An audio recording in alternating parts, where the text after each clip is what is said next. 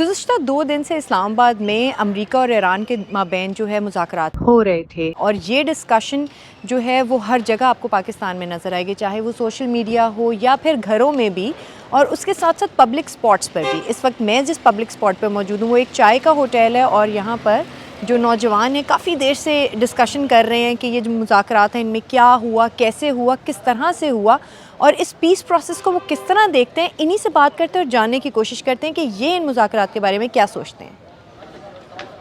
امریکہ اور ایران جیسے حریفوں کے درمیان مذاکرات کرانا، پاکستان کا یہ جو پیس پروسیس تھا، اس کو آپ کس طرح دیکھتے ہیں؟ اس کے بارے میں آپ کے کیا تاثرات ہیں؟ یہ ہونا چاہیے، جو پاکستان کرا رہا ہے وہ اور بھی بڑی بات ہے۔ As a Pakistani I feel proud کہ یار میری کنٹری یار یہ کام کر سکتی ہے اور یہ کر رہی ہے۔ جنگ کا اثر ظاہر ہے پوری دنیا پہ پڑتا ہے، ہم سب جانتے ہیں، اور فیول کی پرائسز آپ لوگوں کے سامنے ہیں۔ یہ امپیکٹ جو ایک وار کا ہے پوری دنیا میں، یہ ایک بہت بڑی پاکستان کی جیت ہے۔ تو پازیٹیو پوائنٹس کافی زیادہ ہیں، پاکستان کا پورے ورلڈ میں نام اچھا ہوگا۔ پہلے لوگ ہمیں ٹیررسٹ ایزا سمجھتے تھے، لیکن یہ ہے کہ ایک چیز کو پازیٹیو انداز میں شو آف کرنا ایک اچھی بات ہے۔ آپ میں سے کسی کو کوئی امید تھی کہ مذاکرات جو ہیں وہ بغیر نتیجے کے ختم ہو جائیں گے؟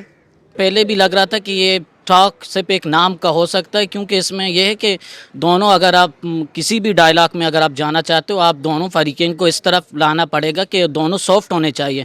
ان کا لہجہ، کچھ کمپرومائز ایران نے بھی کرنے تھے، کچھ کمپرومائز یو ایس نے بھی کرنے تھے۔ کسی کو بلیک میل کر کے، کسی کو آگے آ کے کہ بھئی آپ نے نہیں کیا، میں آپ کو تباہ و برباد کر دوں گا، تو اس سے مجھے نہیں لگتا کہ اس کے کوئی ریزلٹس آنے والے تھے یا آئیں گے۔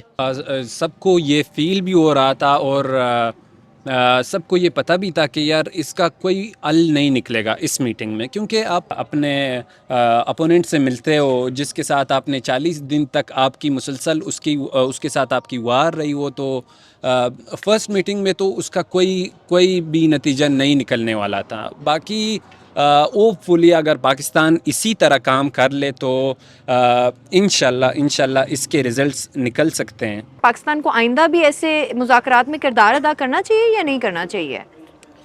دیکھیں، اگر کوئی مسئلہ کسی بھی جگہ ہوتا ہے تو تیسرے بندے نے اس مسئلے کو حل کرنا ہوتا ہے۔ اگر میں نہیں کر سکتا، چائنا نہیں کر سکتا، تو ایک بندے نے آگے آنا ہے۔ صرف پاکستان کو ہی نہیں، دنیا میں اگر امن کے لیے کسی حد تک کوئی بھی ملک جائے، چاہے وہ ہندوستان جائے، یہاں تک کہ افغانستان بھی اگر میڈیشن کا کردار ادا کر سکتا ہے تو اچھی بات ہے، اور امن کے لیے جو کچھ ہو سکتا ہے وہ کرنا چاہیے۔ بات صرف ایران اور امریکہ کا چل رہا ہے، لیکن ہم لوگوں کا کیا حالات ہے، تھوڑا اس بارے میں بھی ہم لوگوں کو بات کرنا چاہیے۔ ایران اور امریکہ کو بعد میں دیکھ لیں گے، اس بات پر سوچو کہ ہم لوگوں کا کیا حالات ہے۔